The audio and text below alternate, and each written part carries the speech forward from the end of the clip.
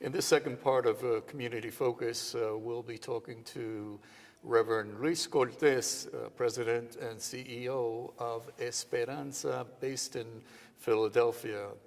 Reverend Cortes, thank you for being with us. Oh, thank you. It's good to see you again. Good to see you. Yeah, we go back a long way. Quickly, what is Esperanza? Well, Esperanza is a not-for-profit 501c3, like many in the nation, and we focus on community development, both economic development and housing, and education. And we're not necessarily a social service agency. And over a 30-year span, we've grown to have several institutions within the Esperanza family of institutions. So we have our job training division, which runs a career link, and we work with about 4,000 families.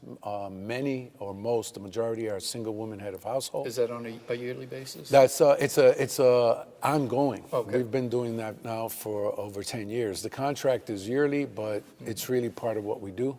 There are 4 career links in the city of Philadelphia. We're running the one that's Latino majority or Spanish majority. But it is trying to help people find jobs, trying to move some a part of our population off of public assistance into the private workforce. So we've been doing that maybe 10 years. Then we have our largest division is our charter school division. We run a 6 through 12 charter school. We have won a contracting for the K to 5, and that will be developed in the coming years. The 6 through 12 has 1,435 young people. We have excelled. We are U.S. News and World Report reviews, for example, 21,000 high schools every year. And we've been in the top 11% of the high schools in America for 5 years in a row. So we're very proud of that work. We have Esperanza College, which is a branch campus of Eastern University.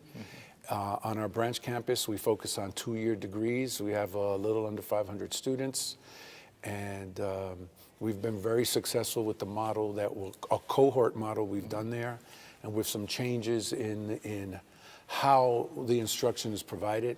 We're most proud of the fact that 6 out of 10 of our graduates finish their BA somewhere else.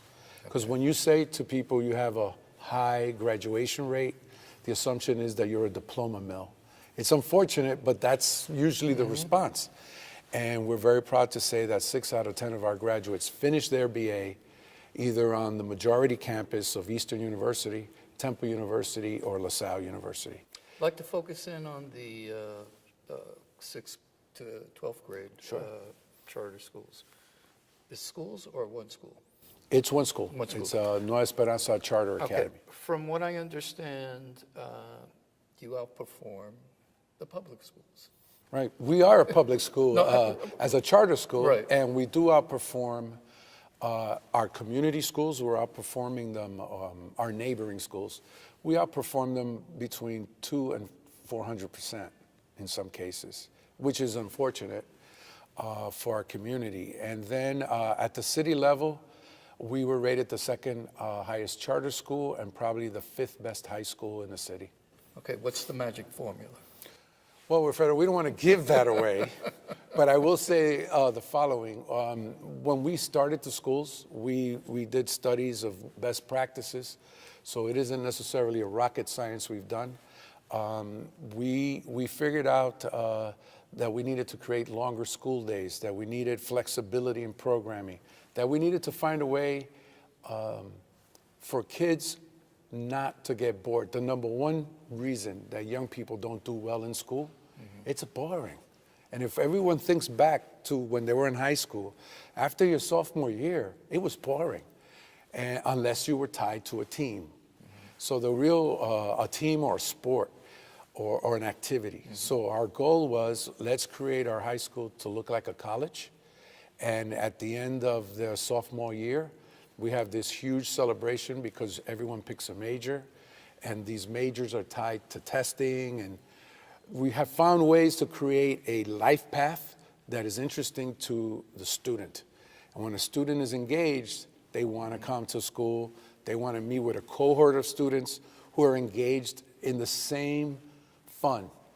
And the fun doesn't mean it's not taxing, right? Because engineering is a taxing field, but we have kids who excel at engineering and go to Drexel, but we make it fun. We actually won the robotics championship this year for Southeastern Pennsylvania. And you had all the top high schools, private high schools, schools where the school itself spends over $22,000 on a student, compared to us where we get $8,000 for the student. And our kids won that competition, and it was interesting to hear the young people who won it and be able to say, well, you know, we're really proud that we did this, because when we came in, we could tell the other kids were looking at us thinking we couldn't compete. And one of those young people is our valedictorian. Today he's at Drexel, and the other one is in the Villanova program for engineering. So we have found ways to create a culture of success. And the culture of success is embedded in part of our cultural identity, the cultural identity of the school, and the fact that we want our young people to excel. Perhaps those kids that graduate that perhaps have not focused in yet on a career, where do those kids end up going to higher ed? And I'm assuming most of them do go on. Most of them do go to higher ed. Our persistence rate for college completion is among the highest in the state of Pennsylvania. So we follow them through the school district that actually gives us that data. We can't generate that data ourselves. But what I can say about that is we now have folks who are coming back to our community. Part of the work we do is economic development in the neighborhood. And we run commercial corridors, 3 of them, the North 5th Street commercial corridor, the Wyoming Avenue commercial corridor, and the Hunting Park commercial corridor. And we're really proud of the fact that for the first time, we're now attracting folks who used to be from the hood and have left. So the CHOP champion, Diana Sabatel, Philadelphia police officer from Hunting Park, leaves Hunting Park, becomes CHOP champion, goes to Florida, you know, she's doing her chef thing, her executive chef thing. We have convinced her to come back to Hunting Park and open a restaurant back where she grew up. Well, she probably thought she was never going to come back. Oh, well, what she tells people is, I ran away from this place. I ran away from this place. I needed to get as far as I could from it. Abraham Sabri, who's a Middle Eastern gentleman, grew up on Wyoming Avenue. Today, he now owns 7 community pharmacies, and we convinced him to put his flagship store right on our economic development strip. He came back home, and he's very proud to be able to say, I grew up in these streets, I went to the neighborhood schools, and now I'm building back in the hood. So part of this is, how do we create these secondary opportunities so that if you don't excel in the college driver, you can find other work. And I'll give one more example. One of our high school graduates went into the military, and today he is a fireman for nuclear, in the military, for nuclear machinery facilities. So it's a very elite executive position. We're actually having him come back and talk to our kids about that military track, which when he goes into the civilian world, he will do very, very well because of the skills he's got. I'd like to stay on economic development. Sure. Philly is changing in terms of people transitioning from neighborhoods and new folks coming in. Lancaster, the same It's thing. the same phenomenon. Yeah. How do we, in the Latino community, look at economic development now when external forces are coming into areas that we had considered ours? Right. And now we know that they might not be ours for long. I think the challenge for us is, how can we get that next generation to actually understand the investment locally? So we're talking about kids going to college and starting their work. The first thing they want to do is move far away. And what we got to start trying to figure out is how can we, and I say figure out because we haven't cracked this nut. We're getting businesses to come back, but still our kids rather move up into North Philadelphia. They want to go up to the Northeast. And we're trying to sell them, listen, you can buy a home here for less. You can homestead here for less. You can create a base for your family here for less. And you can help create this Latino cultural destination, right? That is the challenge. But I really think that because we have what I'm going to call the core of gentrification nearby, we might be able to use that gentrification to convince our young people this is a place to stay. And the reason is because they can see who's moving in the community next door.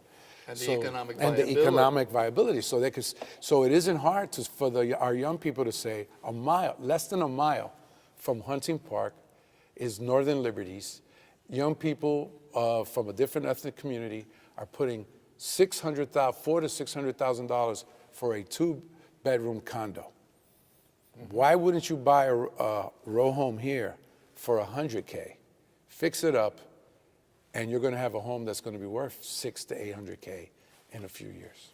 Any new projects for Esperanza in the coming years? Well, we are currently in a major project, which is the building of an elementary school. So that's going to be about a $25 million push.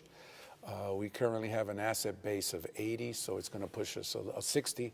So it's a good addition to us, and we're looking at getting a little bit more into media because we need to communicate.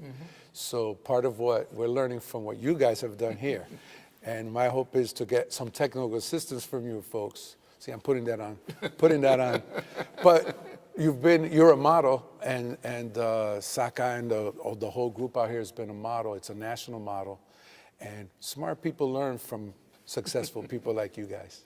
Well, we've been talking to Reverend Luis Cortes, President and CEO of Esperanza. Reverend, thank you, and continue the great work that you do in Philly and other areas. You too, my brother. All right. Thanks.